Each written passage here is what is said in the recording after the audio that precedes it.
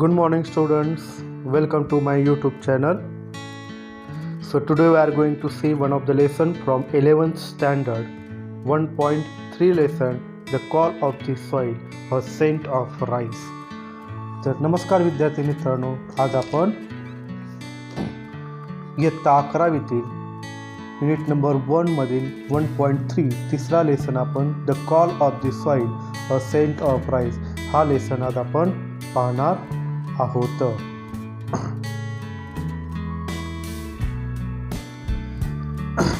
It was written by Venkateshwaran Iyer. हा जो lesson आहे त्याचे लेखक आहेत व्यंकट अय्यर हे आहेत. प्रथमतः आपण या लेखकाबद्दल आपण या ठिकाणी माहिती पाहणार आहोत. Venkateshwaran Iyer, Venkat Iyer, born in 1966. Venkat Iyer is a science graduate and a certified project management professional. He last worked with IBM in Mumbai as a project manager for a software implementation. After 17 years in the IT industry, he quit in 2004 to live on his organic farm in Pet village in Dahanu taluka Palghar district Maharashtra. तर व्यंकटेश्वरन अय्यर यांचा जन्म 1966 रोजी झालेला आहे. ते एक शास्त्र शाखेतले पदवीधर आहेत आणि एक प्रोजेक्ट मॅनेजमेंट प्रोफेशनल म्हणून ते काम करत आहेत. त्यांनी शेवटचं काम IBM या मुंबई या ठिकाणी कंपनीमध्ये एक प्रोजेक्ट मॅनेजर म्हणून त्यांनी काम केलेलं आहे.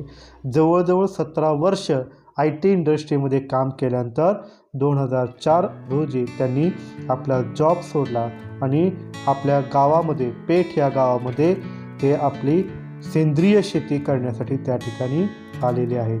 त्यांचं गाव हे डहाणू तालुका पालघर डिस्ट्रिक्ट महाराष्ट्र या ठिकाणी आहे. His book Moong over Microchips traces his transition from techie to a farmer. Over a period of 15 to 17 years, it was not a career change but a lifestyle change I was looking for, he says about his decision to shift to the quieter environs of a village. त्यांचं जे पुस्तक आहे मूंग over मायक्रोचिप्स यामध्ये एका project मॅनेजरपासून एका तंत्रज्ञापासून एका शेतकऱ्यांकडे त्यांचा जो प्रवास झालेला आहे 15 ते 17 वर्षामध्ये तो प्रवास त्यांनी या ठिकाणी वर्णन केलेला आहे. ते काय म्हणतात की मला करिअर चेंजसाठी मी हे क्षेत्र बदललेलं नाही आहे, तर मला माझं लाईफस्टाईल माझं राहणीमान मला बदलायचं होतं. त्यासाठी मी माझं करिअर माझं क्षेत्र मी या ठिकाणी बदललेलं आहे आणि मला गावातलं जे शांत वातावरण आहे ते मला खूप आवडतं. त्यासाठी मी हा निर्णय घेतलेला आहे. He insisted on practising organic farming from the outset. He was resolute in spite of numerous challenges which he faced. Today not only does he deliver lectures on organic farming but also has joined hands with organic farmers and NGOs working in the organic field to propagate organic farming to ensure that the land at least is not ravaged while they try to make a living out of agriculture. त्यांचा संपूर्णपणे भर हा सेंद्रिय शेती पद्धतीवर होता. त्यांनी हा जो निर्णय केलेला होता या निर्णयावर ठाम राहण्यासाठी त्यांना अनेक आव्हानांना सामोरं जावं लागलेलं होतं. ते आज सेंद्रिय शेती पद्धतीवर व्याख्यानं देतात. त्याचबरोबर त्यांनी सेंद्रिय शेती करणाऱ्या अनेक शेतकऱ्यांसोबत ते एकत्र आलेले आहेत. काही NGO आहेत ज्या NGO या ऑर्गॅनिक शेती संदर्भात कार्य करतात, ऑर्गॅनिक शेतीचा प्रसार करण्यासाठी प्रयत्न करतात. यांच्यासोबत ते सध्याला काम करत आहेत. Now we are going to see the lesson. आता आपण प्रत्यक्ष धड्याकडे जाऊया. The call of the soil, a scent of rice. The first crop. It was April 2004. I stood in the middle of the lush green field of green gram and looked around me. It was just before sunrise and the sky was turning a bright orange. The ground was damp and the leaves were shining with dew. My bare feet were muddy as I walked around gingerly inspecting the plants. आता या ठिकाणी लेखक हे आपल्या स्वतः त्यांच्या आयुष्यात घडलेली गोष्ट या ठिकाणी सांगतात. ते काय म्हणतात की 2004 रोजीचा एप्रिल महिना त्या ठिकाणी होता आणि मी माझ्या शेतामध्ये उभारलेलो होतो. माझ्या शेतामध्ये अतिशय टवटवीत असं मुगाचं पीक त्या ठिकाणी होतं आणि त्या ठिकाणी मी शेतामध्ये उभारलेलो होतो आणि आजूबाजूला सर्वकडे बारकाईने पाहत होतो. आणि आत्ता फक्त सूर्योदय होऊन काही वेळ झालेला होता आणि सूर्यप्रकाश आता चांगला पडलेला होता.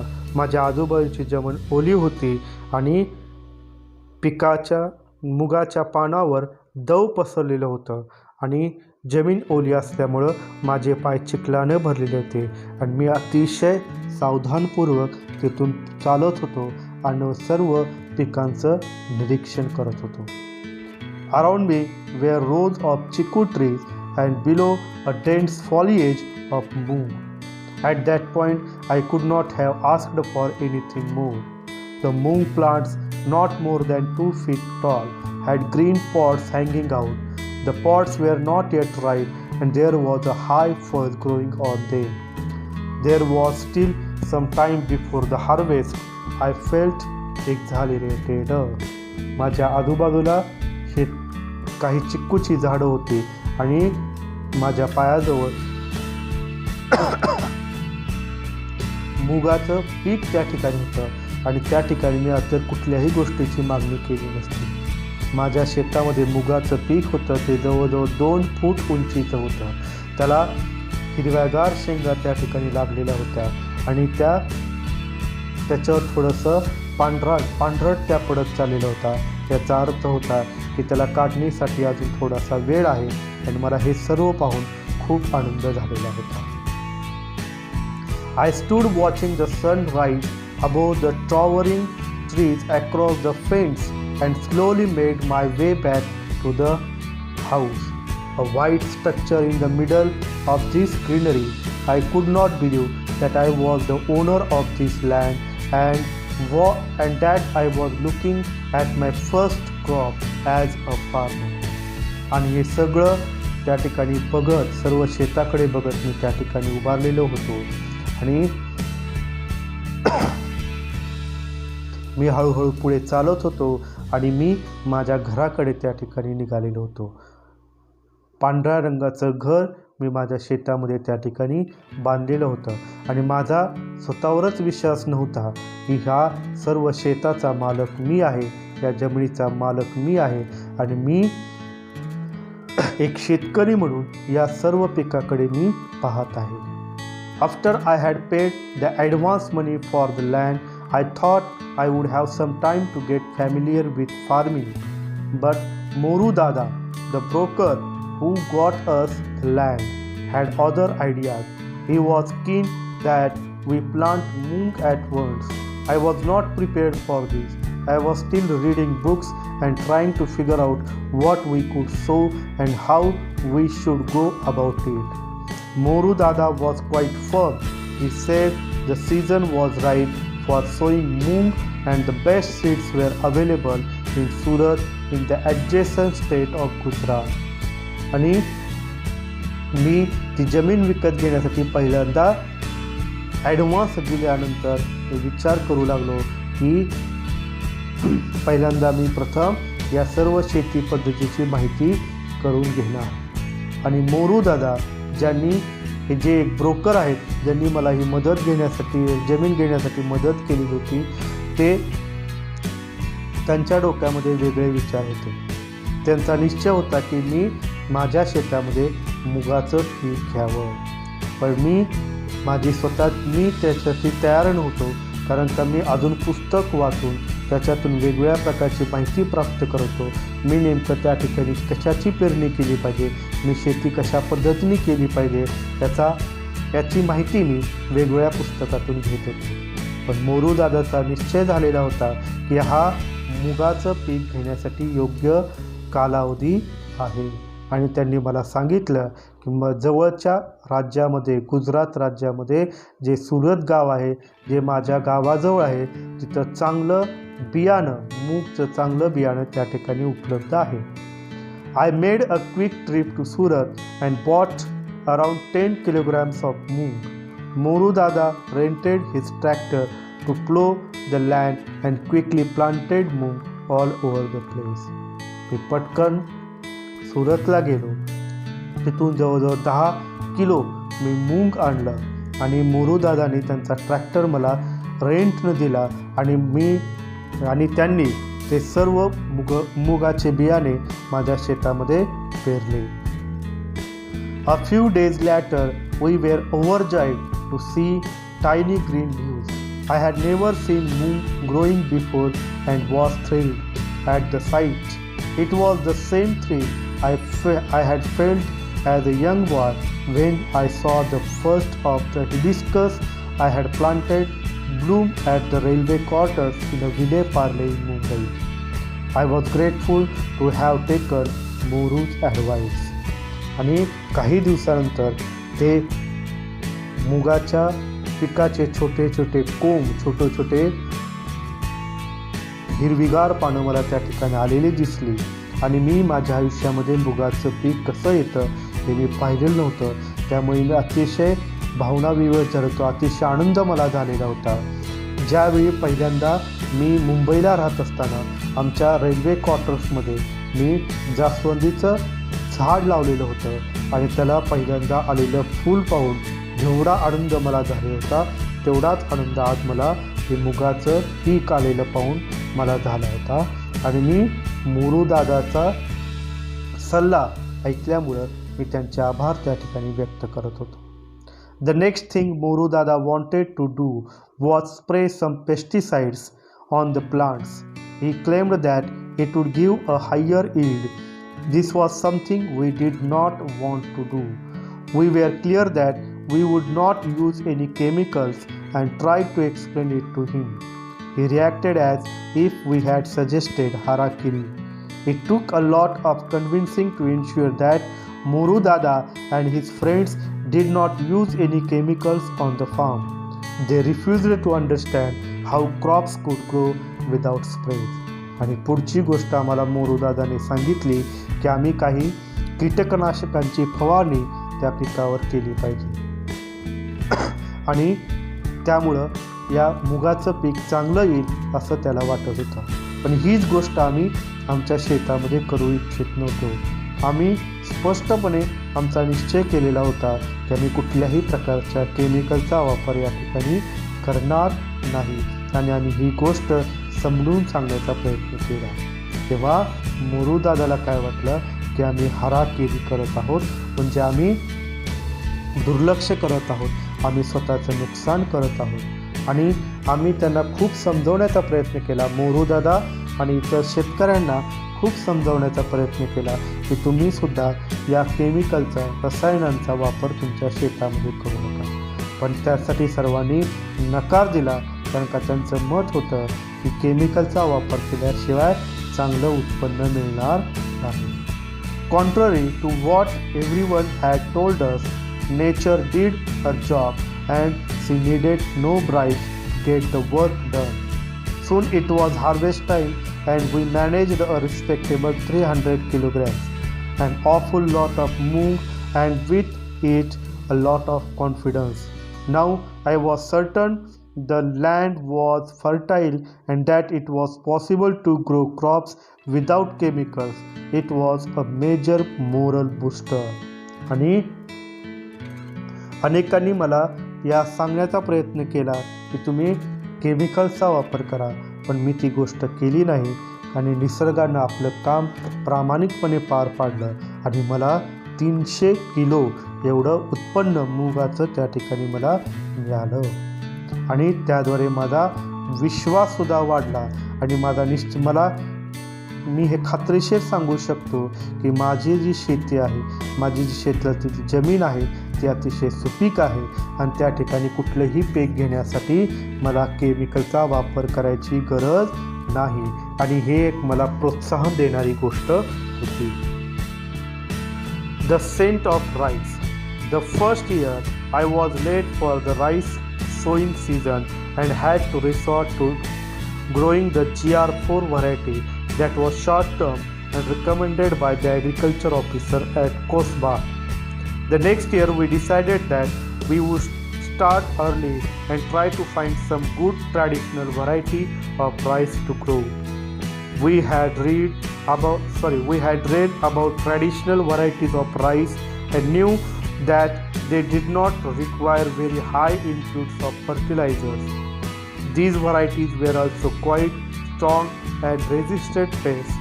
We were sure that it was this type of rice that would grow well in our farm, where we did not use any chemicals at all. Our previous year's experience and low yield had taught us a lesson, and we were sure we would not plant hybrids this year. पहिल्या वर्षी मला पिकाची लागवड करण्यासाठी उशीर झालेला होता.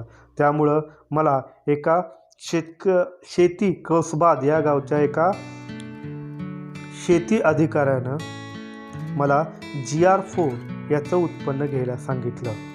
पण मी पुढच्या वर्षी ठरवलं मी कुठल्याही प्रकारे संकरित वाणाचं पीक घेणार नाही, तर मी एखादी परंपरागत तांदळाचं पीक मी माझ्या शेतामध्ये घेणार.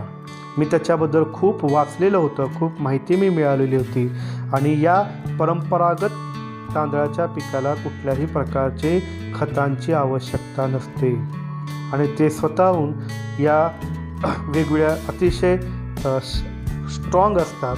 त्यांच्यावर कीटक म्हणजे रोग सहसा पडत नाही आणि आम्ही अतिशय खात्रीपूर्वक सांगत होतो की ह्याच पिकाची पारंपरिक पिकाची तांदळाचं पीक आम्ही पुढच्या वर्षी आमच्या शेतामध्ये घेणार.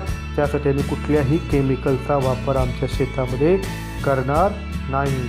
मी कुठल्याही संकरित वाणाचं पीक माझ्या शेतामध्ये घेणार नाही.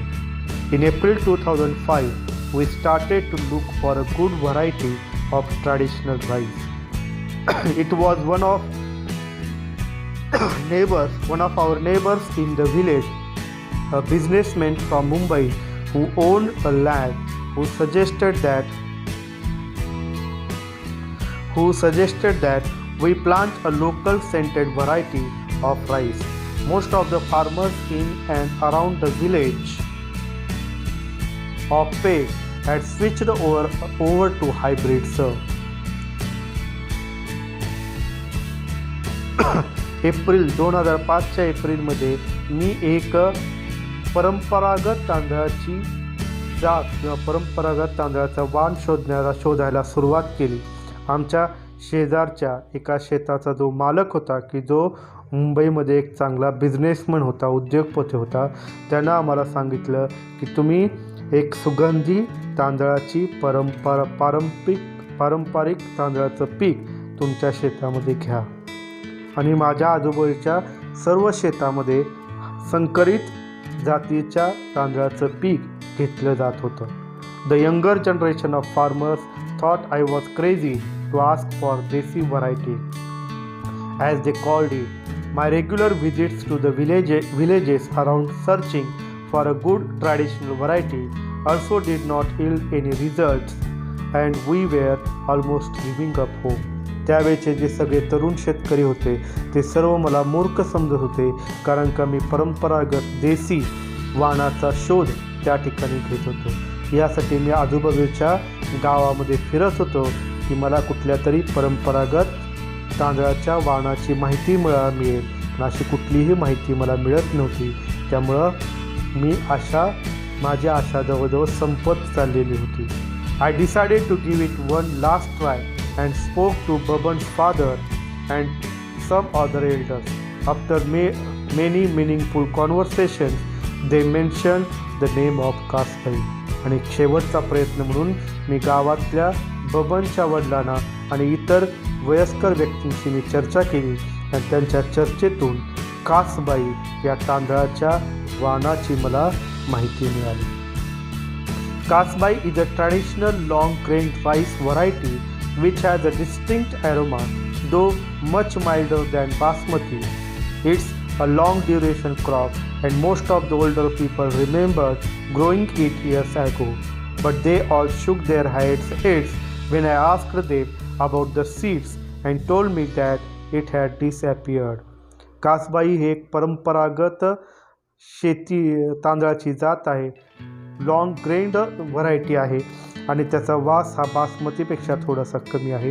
हे अधिक कालावधीचं पीक आहे आणि त्या गावातल्या लोकांना आठवत होतं की पूर्वीच्या काळी ते सर्वजण त्या तांदळाचं पीक त्यांच्या शेतामध्ये घेत होते. पण आता त्यांच्याजवळ कुठलंही बियाणं आता शिल्लक नव्हतं. त्यांनी मला सांगितलं की आता ही जात हे वाण आता पूर्णपणे नाहीसं झालेलं आहे.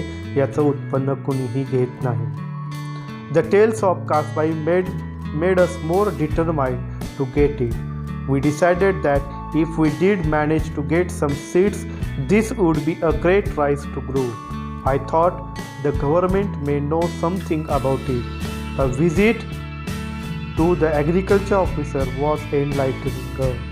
आणि कासबाईबद्दलची माहिती ऐकल्यानंतर मी पूर्णपणे निश्चय केला की आपण याचं बियाणं मिळवायचं, कसल्याही परिस्थितीत आपण याचं बियाणे मिळवायचं आणि याच कासबाई तांदळाचं पीक आपण आपल्या शेतामध्ये घ्यायचं. यासाठी सरकारच्या ऑफिसेसमध्ये तरी मला याची काही माहिती मिळेल आणि यासाठी मी एका शेती अधिकाऱ्याला मी त्या ठिकाणी जाऊन भेटलो. He had not even heard of this variety. He said the villagers were taking me for a ride and there was no rice by this name. He rattled off the names of a number of latest hybrids and even offered to give me some of them free of cost for a trial. Cursing myself for wasting time with him, I moved on to the next destination. त्या अधिकाऱ्याला सुद्धा या वाणाबद्दल काहीही माहिती नव्हती. त्यानं मला अनेक संकरित तांदळाच्या जातींची मला नावं सांगितली. त्याचं बियाणंसुद्धा मोफत देण्याची तयारी दर्शवली आणि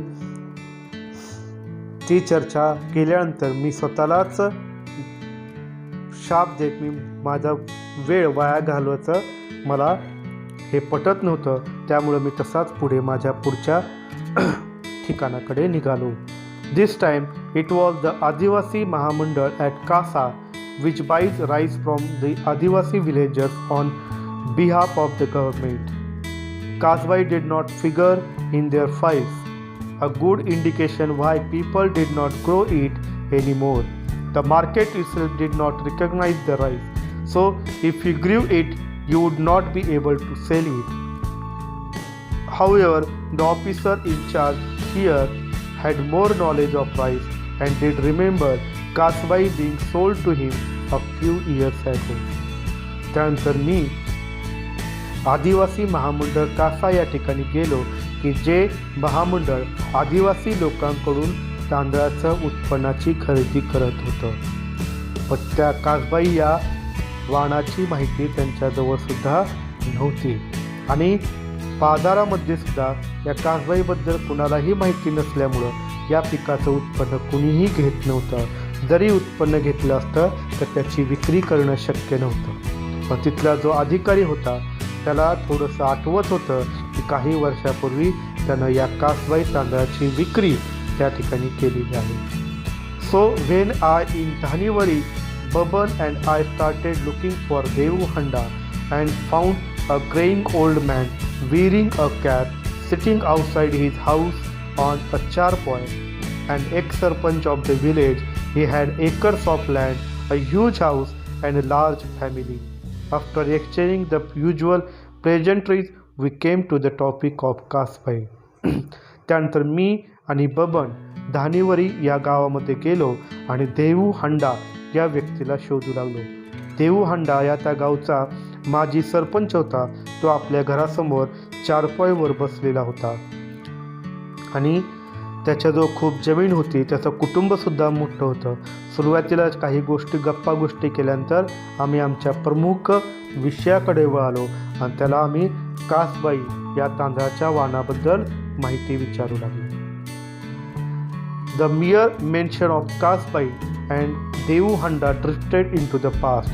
His eyes turned dreamy, and with a tremble in his voice, he told us how the entire village at one time grew only Kasbai.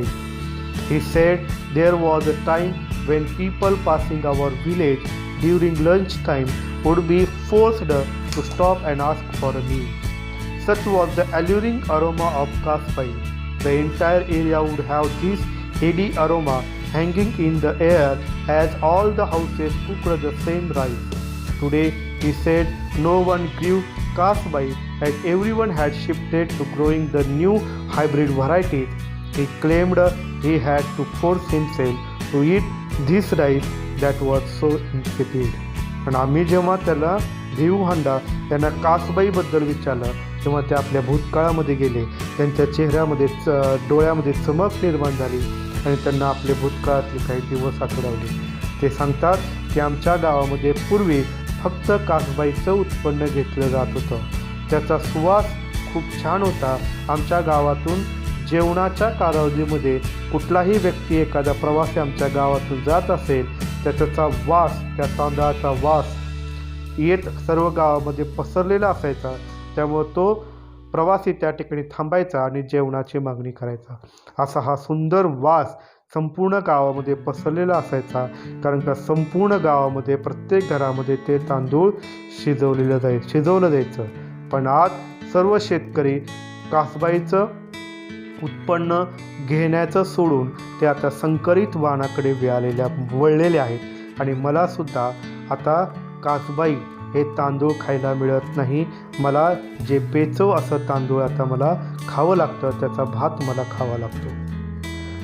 With the advent of irrigation, farmers were tempted to grow a second crop, and Kasbai, being a long duration rice, was replaced by the shorter duration hybrid so that the harvest could be done earlier. This ensured that the farmers could take up a second crop. आमच्या गावामध्ये देऊ हंडा सांगतो की आमच्या गावामध्ये सिंचनाचं क्षेत्र वाढल्यामुळे, प्रवेश झाल्यामुळे सर्व शेतकरी दुसरं पीक घेण्याकडे आकर्षित झालेले होते. आणि कासबाई हे दीर्घ कालावधीचं पीक होतं. त्यामुळं कमी कालावधीचं संकरित वाणाचं पीक घ्यायला सर्वांनी सुरुवात केली. त्यामुळे त्या पिकाची काढणी झाल्यानंतर सर्व शेतकऱ्यांना दुसरं पीक घेता येत होतं. I asked why he had shifted if he was so unhappy with the hybrids. No one forced him to do, did they? He smiled and replied that their fields did not have fences, and once the harvest was over, the cattle were released into the field. If my field alone has Kasbai, it will be a treat for the cattle, he explained.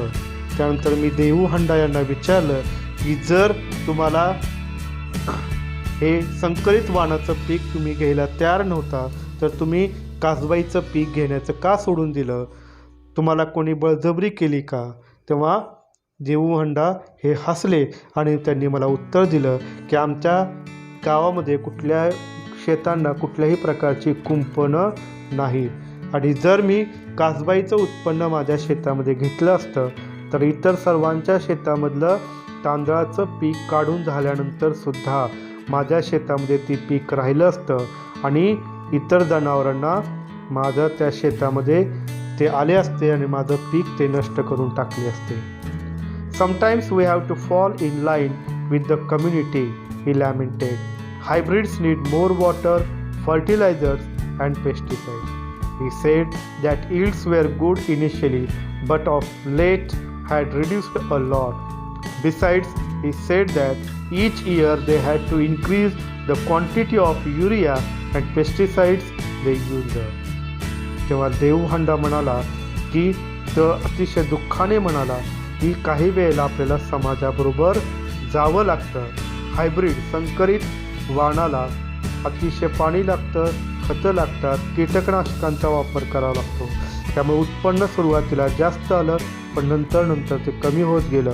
हे उत्पन्न कमी होत असल्यामुळं परत जास्त प्रमाणात खतांचा, युरियाचा आणि कीटकनाशकांचा वापर होऊ लागला. It was as if the newer hybrids had an insatiable appetite for chemicals. He told us that even when there were flash floods in the 60s, Kasbai had stood its ground. He fondly remembered how the rice was still standing when they all returned to the village after the floods had receded. Such was the strength of the rice, but look what we have done, he rued. आणि सतत खतांचा वापर होत असल्यामुळे त्या संकरित वाणाच्या पिकाची भूक आता वाढलेली आहे, त्याला जास्तीत जास्त केमिकलचा वापर करावा लागतो. त्यांनी सांगितलं की 1960च्या दशकामध्ये त्यांच्या गावामध्ये पूर आल्यानंतर या पुरामध्ये सुद्धा हे कासबाईचं पीक अतिशय भक्कमपणे त्या ठिकाणी उभारलेलं होतं. जेव्हा गावातला पूर त्या ठिकाणी ओसरला आणि जेव्हा आम्ही गावामध्ये परत आलो, तेव्हा आम्हाला दिसलं की ते कासबाईचं पीक आहे तसं आमच्या शेतामध्ये उभा राहिलेलं होतं. त्याची ती शक्ती होती की त्या शक्तीमध्ये सुद्धा ते पुरामध्ये सुद्धा ते पीक आहे तसं राहिलेलं होतं. आणि बघा आम्ही आज नेमकं काय करून ठेवलेलं आहे, असा तो दुःखाने त्या ठिकाणी सांगतो. As he went on reminiscing about the rice, we gently guided him back to the reason for our visit, the Kasbai Sea. He was sure that there was not a single villager in his area who would have the seeds of Kasbai.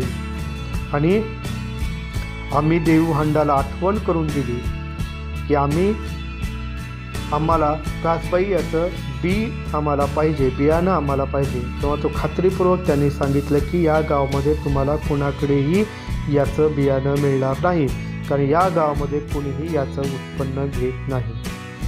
According to him, the only people who still grew it were the Adivasi in a hamlet at the foothills of the mountains in the next village, Asarwari. We bid farewell to Devhanda, who lovingly blessed us and said, Mahalakshmi, the local goddess, will give you the seeds of Kasbai. आणि त्यांनी खात्रीपूर्वक सांगितलं की त्यांच्या पर्वत शिखरांच्या पायथ्याशी असलेलं छोटंसं खेडेगाव आहे, त्या गावामध्ये जे आदिवासी आहेत ते अजूनसुद्धा त्या ठिकाणी कासबाईचं उत्पन्न त्या ठिकाणी घेत असतील. आसरवरी या गावामध्ये राहणारे आदिवासी लोक या तांदळाचं पीक घेत असतील. आम्ही देवहंडाचा निरोप घेतला. निरोप घेताना देवहंडाने आम्हाला आशीर्वाद दिला की महालक्ष्मी तुम्हाला यश देव, महालक्ष्मी तुम्हाला कासबाईचं बियाणं देऊ. In Asarwari village we asked the sarpanch to help us as we were not very fluent with the local dialect. He sent his assistant Jeevan with us into the hills. After a half-hour walk through thick vegetation, crossing numerous streams and ditches and scrambling over rocks and gravel, we reached the sleepy hamlet of Boripada.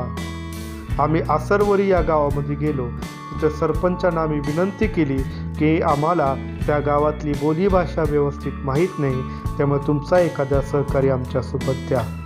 त्यांनी जीवन नावाचा त्यांचा सहकारी आमच्यासोबत पाठवला. जवळपास अर्धा तास झाडीतून वेगवेगळ्या ओढ्यातून प्रवास करत आम्ही बोरीपाडा या गावामध्ये पोहोचलो. There were just 2 ramshackle houses in front of us, and we wondered if this was the right place. A wrinkled old woman sitting before one of the houses looked at us with curiosity. As we approached her, we signaled to Jeevan to ask the crucial question. She muttered in reply, and we looked at Jeevan for a quick interpretation. He broke into a smile and informed us that she did have the rice and wanted to know who we were and why we wanted it. त्या गावामध्ये पोचल्यानंतर त्या ठिकाणी आम्हाला 2 पडकी घरं दिसली आणि त्या एका घरासमोर एक वृद्ध स्त्री त्या ठिकाणी आम्हाला बसलेली दिसली. आणि आम्ही पटकन जीवनला, त्या आमच्यासोबत आलेल्या सहकार्याला, त्या वृद्ध स्त्रीला कासबाई या तांदळाच्या बियाणाबद्दल विचारायला सांगितलं. आणि त्या स्त्रीनं काहीतरी जीवनला सांगितलं आणि जीवन आमच्याकडे बघून हसला आणि त्यानं आम्हाला सांगितलं की ते बियाणं तिच्याजवळ आहे, ते तांदूळ तिच्याजवळ उपलब्ध आहे, पण तिला आम्ही कुठून आलो आहोत आणि ते तांदळाचं बियाणं आम्हाला का पाहिजे याची माहिती तिला हवी आहे. It was a difficult task to keep a straight face and I had to control a strong desire to hug her. After searching for months, we had found the elusive casspai. We explained to her that we were from Pet nearby and we needed the seeds to grow it. We asked for 10 kilograms of rice. She muttered and scolded. Jeevan interpreted that she had never heard of Pet village and also did not have a weighing scale. She was willing to give the seeds only in baskets. We asked for a single basket of rice and Jeevan told us to pay her something. I handed her a 100-rupee note and for the first time in the last 10 minutes, her face was broke into a smile. She nodded her head in approval.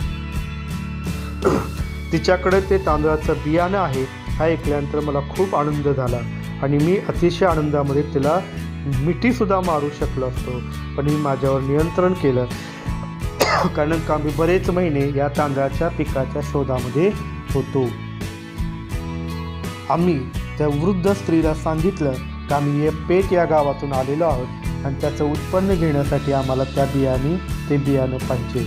आम्ही तिला 10 kilo एवढ्या तांदळाची मागणी केली तेव्हा ती पुटपुटत म्हणाली की तिच्याजवळ काही तराजू नाही आहे ते तांदूळ मोजण्यासाठी, तिच्याजवळ फक्त 2 पिशव्या या तांदळाच्या आहेत.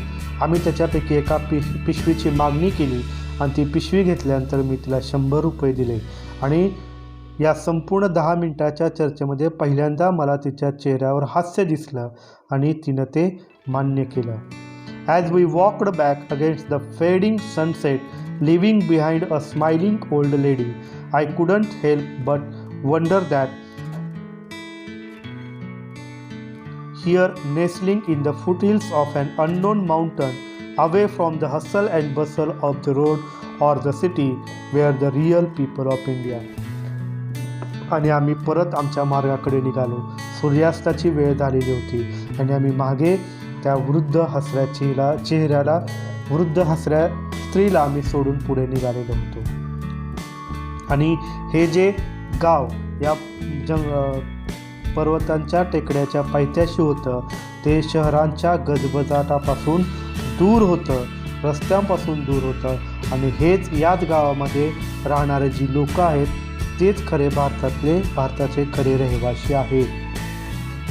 These were the people who still held on to the rich biodiversity of our land and no one even cared about them. आणि हे जे खरी लोक आहेत की ती भारतातली विविधता हे जपून ठेवणारे आहेत, संस्कृतीतली जैवविविधता जपून ठेवणारी ही एकमेव लोक भारतामध्ये आहेत. They had never heard of hybrids, fertilizers or pesticides. They just grew their rice and ate what they got. The old lady we met had probably never left Boripada. Her world was unspoilt by progress and for once I was grateful for that. आणि हे गाव पूर्णपणे शहरापासून दूर होतं. त्या गावातल्या कुठल्याही व्यक्तीने संकरित वाण, खते आणि कीटकनाशके यांच्याबद्दल काही ऐकलेलं नसेल. ते फक्त या तांदळाचं उत्पन्न घेतात आणि तेवढंच फक्त ते खातात. आणि ज्या स्त्रीला आम्ही भेटलेलो होतो त्या स्त्रीनं मला वाटत होतं की ते स्त्री आपलं गाव सोडून कधीही बाहेर आलेली नसेल आणि त्यांचं जे गाव होतं तिचं जे जग होतं ते प्रगतीपासून अबाधित राहिलेलं होतं आणि यासाठी मी आभार व्यक्त करतो की ते गाव पूर्णपणे प्रगतीपासून अबाधित राहिलेलं होतं, दूर राहिलेलं होतं. व्यंकट अय्यर. सो अशा पद्धतीने आपण हा धडा या ठिकाणी पाहिलेला आहे. Thank you so much. Bye everyone.